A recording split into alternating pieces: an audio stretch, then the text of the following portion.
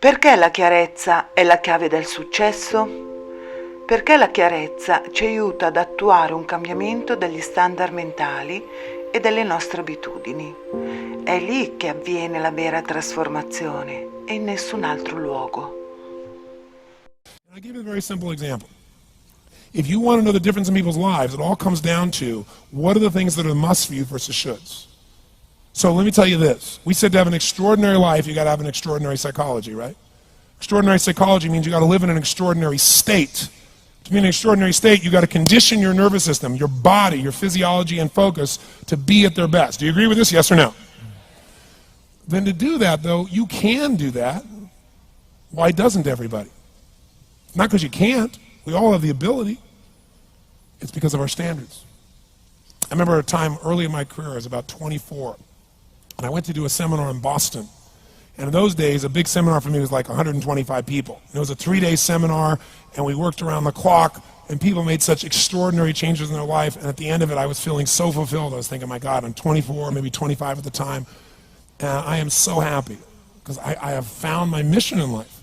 I'm doing what I love, it's making a difference in people's lives, this is extraordinary. So we finished about midnight on the Sunday night, and around midnight, you know, I'm still wound up, so I don't feel like going to bed. So I decided, okay, you know, let me take a walk here, and I decided to go through Copley Square. If you've been through Copley Square, you know it's a pretty neat place. Because in Copley Square, you can look up and you can see buildings that were here before we were known as the United States, and beside them you see skyscrapers that are new. It's a pretty cool place. So I'm walking around midnight on Sunday night. There's nobody in Copley Square midnight on Sunday night. And I'm walking along, and I see this guy in the distance, and he's kind of stumbling back and forth between the gutter and the sidewalk. He's got a long trench coat on, his head's down like this, he's holding a brown bag, and I can start to smell him even before I get there, and I'm thinking, you know, this guy is obviously drunk. And as I started to get closer, I thought, I bet he's going to beg me for some money. And sure enough, whatever you focus on life tends to happen, doesn't it? So sure enough, he gets real close to me, and I thought all of a sudden he wasn't going to do it, and all of a sudden he popped his head up. It was really weird. He went, Mister! He had this really bizarre looking sounding voice. He went, Mister, could you loan me a quarter? And I thought, do I want to reward this behavior? And then I thought, I don't want him to suffer. Do you have this dilemma sometimes? Like, you know, I'm not here to judge. So years ago I finally decided I always just give. Even if the person's pulling a scam, that's for them to deal with. If I have the ability, then I give. And so I thought, well, could I teach him something? So I asked him a question back. I said, is that all you want is a quarter? So he goes, yeah, just 1 quarter. 1 quarter changed my whole life. 1 quarter. I said, really? He said, yeah, 1 quarter. So I reached in my pocket, and I pulled out my money clip. And in those days, I was, you know, very young, just starting to succeed. And my original mentor was a man named Jim Rohn. I don't know, how many have heard of Jim Rohn? Anybody? Yeah, he's a great guy. And Jim told me, he said, Tony, look, you've come from a poor background. You got a poor psychology. You got to change it.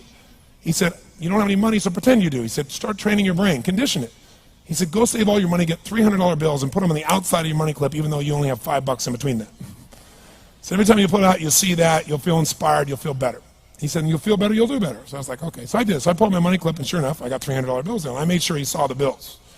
So I'm tearing through that, right? Looking in between there, see if I can find some change. But I made sure he saw it. Sure enough, he's looking at the $100 bills, checking it out. I find the quarter, I pull it out, take the money, put it in my pocket. I notice he's watching my hand going into the pocket.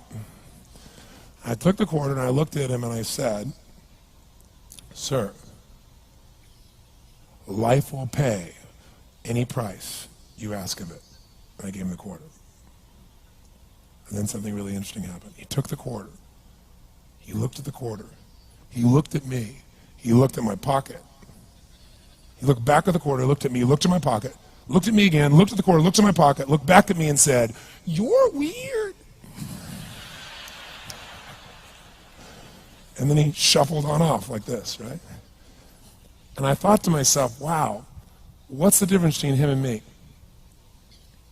I mean, I was 24, 25 at the time, doing what I love most, have my mission in life, and he's in his early 60s, drunk on the street begging for quarters. What's the difference? And I thought, well, maybe God's blessed me because I'm such a good person. I thought, oh, and he's such a bad person, that's such bull. And I thought, wow, maybe the answer to that question is what I just told him. Life will pay whatever price you ask of it. But you know what's interesting? You got to ask intelligently. In the Bible it says, ask and you shall what? Yeah, pretty good formula. You ought to look into it. But you know what? It says, ask and you shall receive, but I'm sure it meant ask intelligently. I'm sure that's what God meant. I'm sure he didn't mean bitch and you will receive. Whine and you will receive. I don't think that was the instruction. Now, if you were going to ask intelligently, there might be 5 elements of that. Number one, you'd have to ask specifically, wouldn't you? You wouldn't ask in a general way. People do that all the time. They go, I want more money. Fine, here's $1, get out of here. Very often you're getting what you're asking for. You're just not aware of how general you're asking. Clarity is power. The more clear you are about exactly what it is you want, the more your brain knows how to get there. Your brain is a servo mechanism. It's like a bomb. Those bombs, those missiles, they have a servo mechanism. So if the target moves, it knows what the target is, it follows it. Your brain, when you condition it, knows exactly what to go for and it'll find a way to get there. Did you ever buy a certain outfit or a certain car and suddenly see that car outfit everywhere? How many of you had that experience? Say, aye.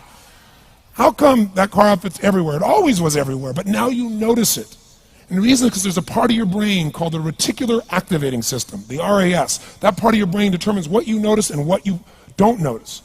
Your brain spends most of its time trying to make sure you don't notice because you'll go crazy if you notice everything. But when you decide what's most important to you, your brain goes after it.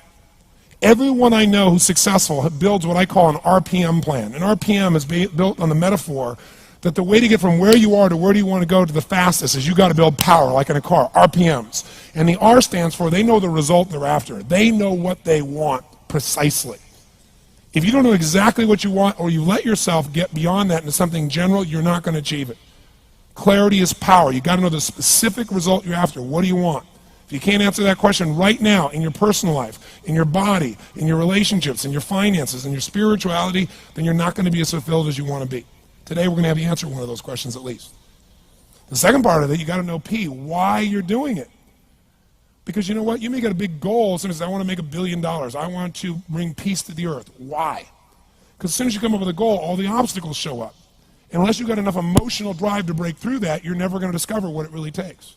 So you got to get yourself past that. And the way to get past that is have enough reasons. Reasons come first, answers come second. This man did not know what he wanted. He did not have enough reasons. To ask intelligently, you got to ask specifically. To ask intelligently, you got to know why you want it, have enough drive to make it happen, enough juice to make it happen. If you don't have enough reasons, you will not make it happen. And the M is, what is your massive action plan?